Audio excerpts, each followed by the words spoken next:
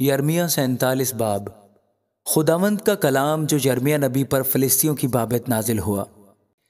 اس سے بیشتر کہ فرعون نے غزہ کو فتح کیا۔ خداوند یوں فرماتا ہے کہ دیکھ، شمال سے پانی چڑھیں گے اور سیلاب کی طرح ہوں گے، اور ملک پر اور سب پر جو اس میں ہے، شہر پر اور اس کے باشندوں پر بہہ نکلیں گے۔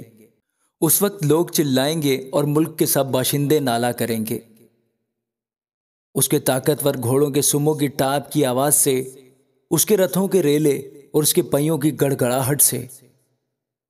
باپ کمزوری کے باعث اپنے بچوں کی طرف لوٹ کر نہ دیکھیں گے۔